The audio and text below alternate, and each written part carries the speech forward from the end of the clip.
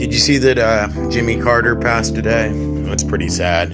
He was a real one. One of the only presidents, especially in modern times, that I feel like I could respect. He was a genuinely good dude, and he was old as hell, though. I think he was 100 years old. And he'd been, on his last legs for a little while. I remember seeing around the time of the election, though, him saying that he wanted to just make it to the election to see the first woman president and all this shit. Unfortunately, he had to see her lose to fucking Donald Trump, but at least he got to check out before seeing a fucking the shit show that will be Donnie Boy's second term. Yeah, I saw that. Old Jimmy Carter, definitely a real one. Not that great of a president, though, but he definitely had his heart in the right place, and he did a lot of good work after he was president. So that's a good thing. But in a lot of ways, he was kind of similar to Biden and genuinely progressive in some admirable ways, but not in ways that succeeded in shaping his presidency at all. So just a little bit of a what could have been, but rest in peace. He's definitely one of the better presidents that we've had this side of history. So I hope his family is all right. Yeah, I guess that's true. He was a bit of a dud as far as getting shit done goes. I just mean he was a good dude, and after his presidency, obviously did a lot of good work.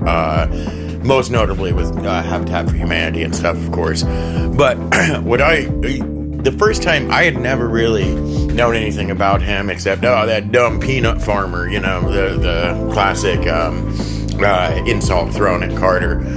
That's all I'd really ever heard about him, was that he really didn't do much in office and he was a hick peanut farmer or something like that. But then I remember in school learning about 3 Mile Island, that accident or incident, whatever you want to call it, what happened at 3 Mile Island, and the fact that he actually went down there and was hands-on and helping things. And just at the time, I believe Clinton was the president, and dating myself here, but I was in high school learning about this, and I just couldn't see Clinton or any other president really actually going down, to a nuclear site when a meltdown had occurred or whatever it was exactly. I don't recall all the details, but putting himself in danger like that. And I guess it just worked out well that he happened to be the president when the nuclear incident happened, because he was a nuclear naval engineer and stuff previously, so he actually had a working knowledge of what to do and what was happening, understanding it a lot better than most presidents would have. But the fact that he put himself in harm's way and went down there and stuff, I always thought was very admirable and not something you would normally see out of a politician. That stood out to me right away, but clearly a great guy in general. It feels weird to even look at Biden like that because I'm so mad at Biden these days. But I guess he has become more progressive and is more of just a dud than anything else, whereas I don't know, Carter, I think, has that legacy afterwards, that because Biden stretched, his being a politician out until well beyond when he should have retired at all. That'll be his ending legacy, whereas Carter was able to go on and still do stuff, Carter was president in the 70s, and he just now died at 100, whereas Biden is president now, and he's, 88 or something like that?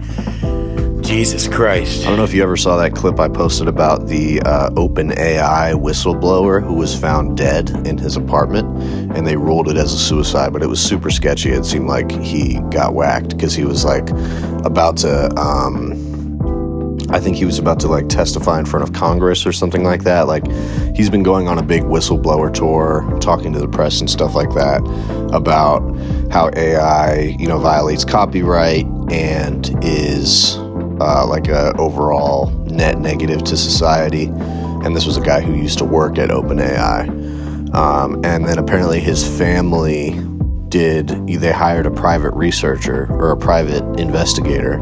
And that private investigator says that it seems like there was a struggle, that his apartment was ransacked, that somebody seems to have bludgeoned him, and that their findings are not consistent with a suicide. So that's pretty crazy. This happened in San Francisco, but definitely looking like that guy did not die by suicide, which, shocker. I did not see that, actually. Definitely have to look that up because, you know me, I have a big beef with AI. I'm not a big fan of the way AI is being used.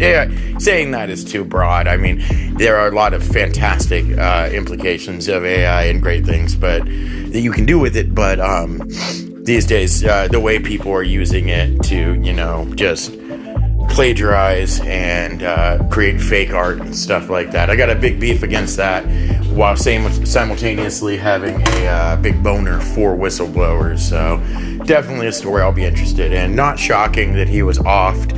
Unfortunately, that doesn't surprise me at all. If you had just started talking about this guy, I'd be like, oh yeah, is he suicidal?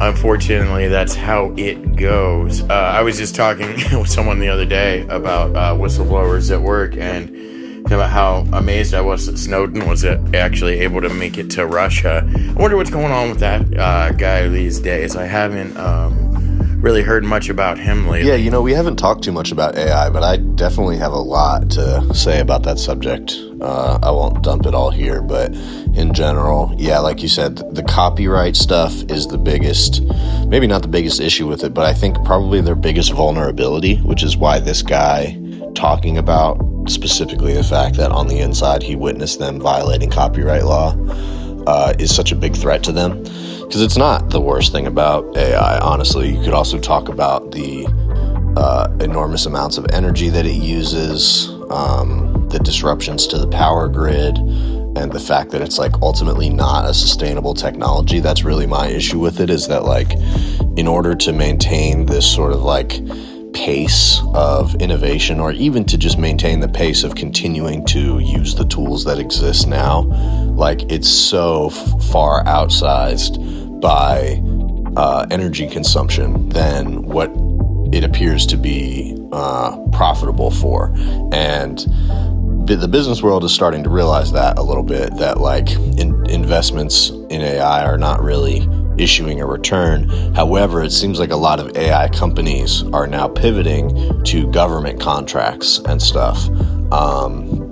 And in some cases succeeding in getting those, or trying to basically have taxpayer funded projects, so that the profit motive isn't as much built into their need to justify their energy consumption. And I don't think it should be funded by taxpayers. I don't think it should be funded by investors. I think it's ultimately just a non-sustainable technology, and we're going to pretty much fuck around and find out about it. But I do think that when companies start getting involved in government contracts and trying to maintain those type of business practices, that's when you start having this mafioso type of shit happening, where people get whacked and whistleblowers come out and sketchy shit like that happens.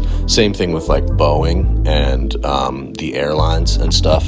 I think it's the connection to government and the incentive for corruption there that causes them to panic when there are whistleblowers. There was a guy who was literally about to testify against Boeing, I think this was maybe 6 months ago, who got whacked in his car. Same thing. He was found dead in his car, and I think they ruled it a suicide, but it was, pretty clear. This was a guy who was literally going against Boeing and was, I think, about to testify against them. I don't know if it was a civil case or in front of Congress, but either way, he had some information and they fucking killed him. So same thing with this kid. So I think it's really that it's people trying to trying to protect their government paycheck is when whistleblowers get whacked like that. Not to mention whistleblowers is a lot of times referring to people who work in government as well, like in the case of Edward Snowden. I don't know what's up with him. I think he kind of just played things a little bit smarter than a guy like Julian Assange. He got asylum in Russia. He's there. He, hasn't moved as far as I know. He pipes up every now and then. He's on Twitter. I think he's an RFK supporter. He was always a little right-leaning. So, he's still out there. He makes himself known every now and then, but I just don't think he's budged. Whereas a guy like Julian Assange, I think, I don't know if he was just wrapped up in more bullshit, and so it was harder for him to avoid his eventual arrest, but my impression was that he was just a little bit more of a troublemaker type, and so he kind of was constantly sort of fighting against the system even as he was hiding within it, and so ultimately he got arrested. Although I think Assange has been freed. Something happened with Assange. Let me look that up recently, but I think as of right now he's at least out of jail and he may not be facing charges anymore. So it looks like he struck a plea deal. He was extradited to the US, which was scary. They didn't really know what was going to happen, if he was going to be executed or what. Not executed, but they could have charged him for anything they want. Espionage is a charge that implicates the death penalty. So he, I guess, pled guilty to one charge of espionage and is now back in Australia. I'm not a huge fan of Assange. There's a lot of questionable things about him. He definitely is not like an altruist or any type of left-leaning, like champion of information freedom or anything like that. But I think he did some undeniably good work. We would not know about Obama's drone strikes all throughout his presidency if it wasn't for Julian Assange. That is now like common knowledge amongst the public, and that was information that the government never wanted to be available. If it was up to the government, they never would have released that. We would not know that about Obama. So as much as, I have issues with Julian Assange, he kind of favored Trump a lot in the 2016 election, and he sort of used WikiLeaks to help him in connection with the whole Hillary Clinton emails thing. He kind of used his platform to sort of bolster that story and kind of he kept doing these dumps of Hillary Clinton email information, none of which really contained much that was that interesting, but he sort of used it to paint this narrative of corruption on the part of Clinton as opposed to Trump. And that was he was pretty famously political about that. But for the most part, other than that, I think he and WikiLeaks have done good things for humanity, so I'm glad he's free. Yeah, I'm remembering stories I read about Julian Assange being, I think in the Russian embassy, like Snowden, and just being a total piece of shit, just skateboarding around the embassy and being a total fucking slob, and just a general unpleasant piece of shit. So, I don't know, that's pretty cool.